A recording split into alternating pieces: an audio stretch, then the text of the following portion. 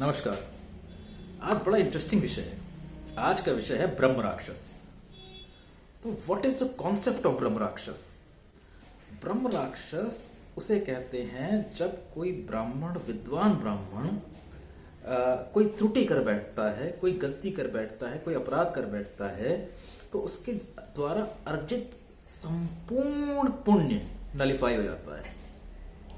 तो मृत्यु के पश्चात उसको मोक्ष नहीं मिलता, ना उसको उसका पुनर्जन्म होता है, वो भटकता रहता है ब्रह्म राक्षस बन के। वॉट ही डज, उसको वो मुक्ति की तलाश करता है, उसके वो मुक्ति चाहता है, तो वो ढूंढता है कोई विद्वान जो उसे शास्त्रार्थ में पराजित कर दे। यदि वो पराजित कर देगा तब तो ब्रह्म राक्षस को मुक्ति मिल जाएगी। लेकिन यदि ब्रह्म राक्षस जीत जाएगा तो जिससे उसका शास्त्रार्थ हो रहा है उसकी मृत्यु हो सकती है, उसको गंभीर हानि हो सकती है। ब्रह्म राक्षस कैन सॉलो हिम। तो ये हमारे यहाँ एक बड़ा अच्छा सा कॉन्सेप्ट है। इसका एक उदाहरण है। इसका उदाहरण है कि एक बार चोल नरेश की जो पुत्री थी यानी राजकन्या, शी वॉज पोजेस्ड बाय ब्रह्म राक्षस। तो जब चोल नरेश की पुत्री को ब्रह्म राक्षस ने पोजेस कर लिया, शी बिकेम वेरी वायलेंट, दूसरों को हानि पहुंचाने लग गई। She used to scream a lot. राजा जो थे बहुत परेशान थे और रानी जो थी वो आंसू बहाती रहती थी। तो राजा को पता चला कि यादव प्रकाश नाम के गुरुजी हैं, उनके पास युक्ति है ब्रह्म राक्षस से छुटकारा दिलाने की। तो राजा ने यादव प्रकाश जी से कहा कि प्लीज कृपया करके मेरे यहाँ आइए और मेरी पुत्री को ब्रह्म राक्षस से छुट्टी दिलाइए। यादव प्रकाश जी गए। तो जब यादव प्रकाश जी शास्त्रार्थ करने गए तो ब्रह्म राक्षस ने कहा, अरे यादव प्रकाश, तुम मुझसे शास्त्रार्थ करेगा? तुझे कितना पता है?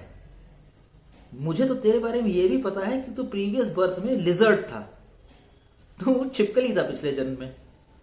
और वैष्णव संत वहां से निकले, उनका लेफ्ट ओवर फूड तूने खाया और तूने इतने महान संतों का लेफ्ट ओवर फूड खाया कि उस कृपा से तुझे आज इतना दिव्य जन्म प्राप्त हुआ है। तू मेरे से बहस मत कर, यू विल बी हार्म्ड। तो यादव प्रकाश जी एकदम सकपका गए। तो यादव प्रकाश जी ने कहा कि आपको फिर मुक्ति कैसे मिलेगी?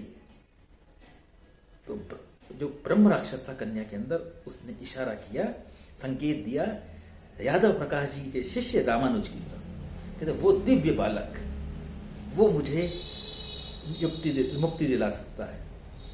उससे कहो कि अपने पैर मेरे सर पे रख दे, जिस कन्या के ऊपर था, मैं चला जाऊंगा।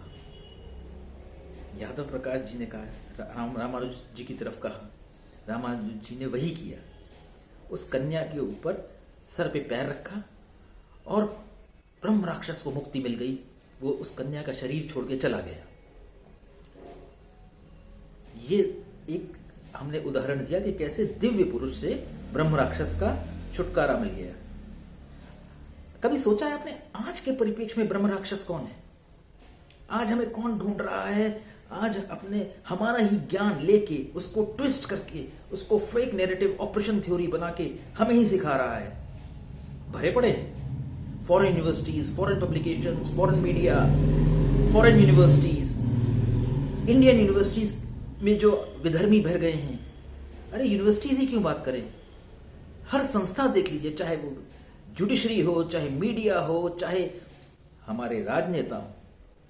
एक राजनेता जो हमारे देश के शीर्ष पद पे थे, वो कहते थे कि राम काल्पनिक हैं।